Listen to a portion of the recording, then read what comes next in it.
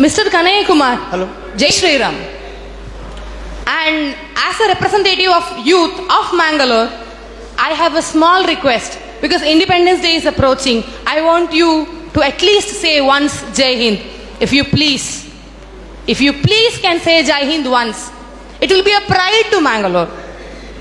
देखिए, एक तो आपने जय श्री राम कहा है, लेकिन हमारे यहाँ लोग सीताराम बोलते हैं। हाँ।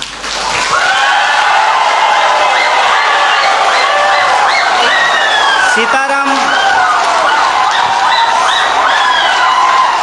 एक्सक्यूज मी, आप लोग सीताराम भी बोलो, ये लोग इनखिलाफ जिंदाबाद बोलेगा। बट मेरा एक ही क्वेश्चन है आपके पास। Dear sir, a few minutes before you have मैं आपके दूसरे सवाल का जवाब दे देता हूँ। नहीं, मुझे नहीं चाहिए आपका जवाब। ये सीताराम जय श्री राम का कोई फर्क कोई पड़ता है तो मेरा जवाब की जवाब नहीं। And one small question, sir.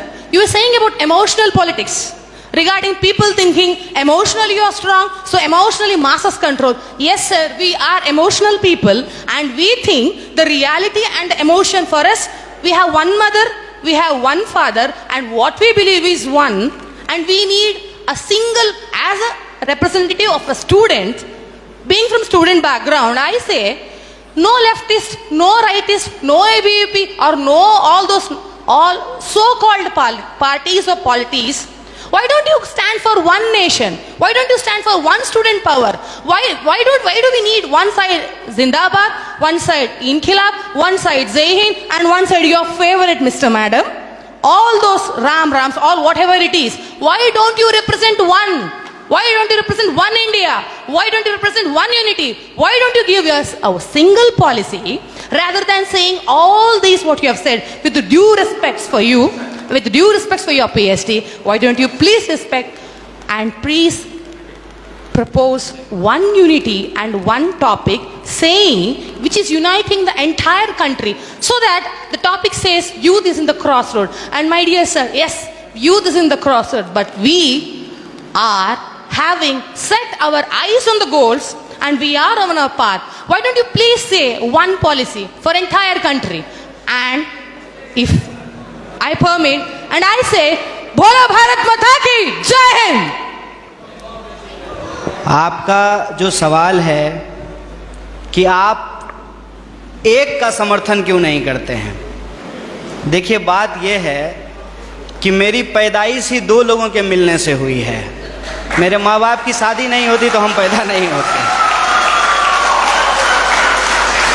मेरे माँ और बाप दो लोगों की शादी हुई और ऑब्वियसली शादी होने के बाद जो वो किए होंगे उसके चलते हम पैदा हुए हैं, तो उसमें दो लोग मिले हैं। रही बात कि वन नेशन का क्यों नहीं सपोर्ट करते हैं, तो नेशन तो वन ही है, भारत एक है, इसमें कोई डाउट नहीं है। लेकिन इस एक भारत को रिप्रेजेंट करने वाला जो एक संविधान है उसमें 300 से ज़्यादा आर्टिकल हैं, मोर देन 300 आर्टिकल्स हैं उस एक कॉन्स्टिट्यूशन में। और जो आप कह रहे हैं कि वन नेशन, उस वन नेशन को रिप्रेजेंट करने के लिए जो एक पार्लियामेंट है उसमें भी दो सदन हैं, लोकसभा और राज्यसभा, और उसमें से जो चुन करके लोग जाते हैं उसमें भी कोई एक लोग नहीं जाते हैं, उसमें 545 मेंबर्स जाकर के पहुंचते हैं। तो हमारा जो वननेस है वो वननेस एक्चुअली डाइवर्सिटी को रिप्रेजेंट करता है, उसमें डाइवर्सिटी है। और आपने जो सवाल पूछा जय श्री राम, जय श्री राम आप बोलिए, ये आपकी आज़ादी है, आप जय श्री राम बोलिए, जय हनुमान बोलिए, आपको जो बोलना है बोलिए, क्योंकि इस बात को बोलने की इजाज़त हमको हमारा संविधान देता है। इसीलिए मैं आपसे ये आग्रह करूँगा कि आप कभी कभी उस संविधान की भी जय बोलिए जो आपको बोलने की आज़ादी देता है। और रही बात मेरी, तो मैं आपको बता दूँ, मेरा तो जन्म ही मिथिला में हुआ है। मेरा जो घर है वो घर जिस डिस्ट्रिक्ट से मैं आता हूँ उसका नाम बेगूसराय है, और वो मिथिला में होता है। अगर आप मेरे यहाँ आएंगे तो आपको बड़ी आश्चर्य लगेगी। हमारे गांव में हर साल ये जो अगहन का महीना होता है हिंदी का, उसमें अयोध्या से बारात आती है और लड़के आते हैं बाराती बन करके, और राम लक्ष्मण आते हैं बर बन करके। और हमारे गांव में राम जानकी मंदिर है जहां पे हर साल राम विवाह होता है। और मैं मजेदार बात आपको बताता हूं, मिथिला के जो लोग होते हैं वो राम जी को गाली देते हैं। पता है क्यों? क्योंकि मिथिला राम जी का ससुराल है और इस लिहाज से वो राम जी को मजाक करते हैं। हमारी संस्कृति में जब शादी ब्याह होता है तो जो बारात आती है तो बारातियों को सारातियों के द्वारा गालियां सुनाई जाती है, उनको गालियां दिया जाता है। जब आप हमारे यहाँ आएंगे तो आपको बड़ा आश्चर्य लगेगा कि राम जो भगवान हैं उनको स्वागत में लोग गालियां दे रहे हैं। ये हमारा ट्रेडिशन है। और हम जिस संस्कृति जिस कल्चर में पले बढ़े हैं वहां कभी भी किसी भी भगवान को अकेले नहीं याद किया जाता है। आपने कहा ना वननेस, उनको अकेले नहीं याद किया जाता है।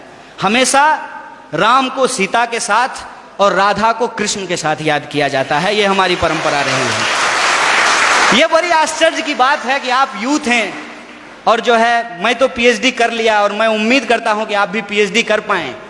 और अगर आप पीएचडी करें तो मेरा आपसे ये आग्रह होगा कि आप इस देश में जितने रामायण लिखे गए हैं कम से कम उन रामायणों पे ही आप पीएचडी कर लीजिए।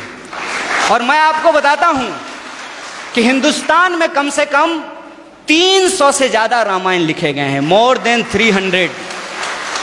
और मैं एक बार हिमाचल गया था। हिमाचल में त्रिलोकनाथ की मंदिर है। मैं आपको कहता हूं इस देश को घूमिए। यह देश इतना शानदार है कि आप इसकी कल्पना नहीं कर सकते हैं। और आपको कई बार अपने आप को छोटा और तुच्छ महसूस होगा कि हम कितना तुच्छ हैं इस देश के सामने। जब आप त्रिलोकनाथ मंदिर जाएंगे तो त्रिलोकनाथ मंदिर में भगवान बुद्ध की मूर्ति है और भगवान बुद्ध की मूर्ति के ऊपर भगवान शिव का मूर्ति बनाया गया है, सर के ऊपर बनाया गया है। और उस मंदिर में पहले हिंदू साधु आते हैं जो प्रार्थना करते हैं, उसके बाद बुद्धिस्ट मोंक आते हैं जो वहां जाकर के परिक्रमा करते हैं। यह हिंदुस्तान की खासियत है। यह हिंदुस्तान की खासियत है कि वहां जो लाहौल, मैं उस जिले की बात कर रहा हूं और मैं फैक्चुअली अगर गलत होऊंगा तो आप मुझे करेक्ट कीजिएगा।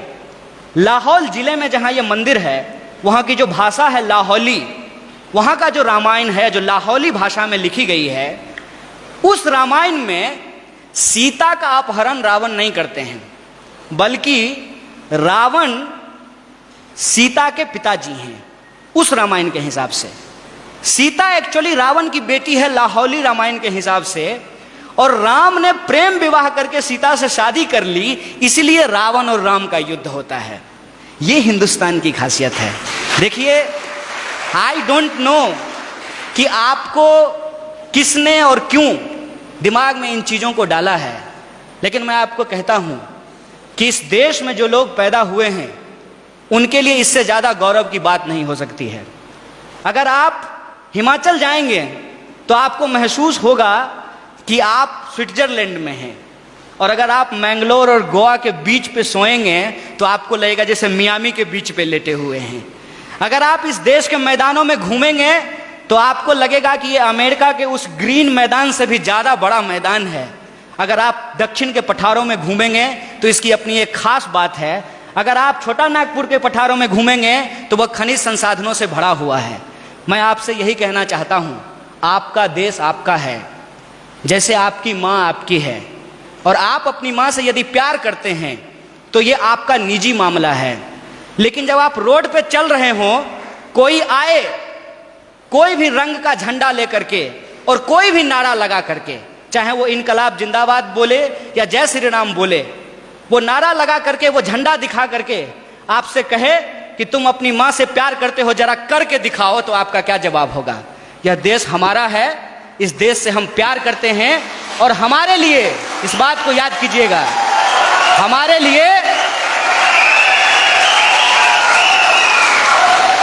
लिए प्यार नुमाइश की चीज नहीं है। हम प्रेम करते हैं और अपने दिलों में लेकर के घूमते हैं। बहुत बहुत शुक्रिया, बहुत बहुत धन्यवाद।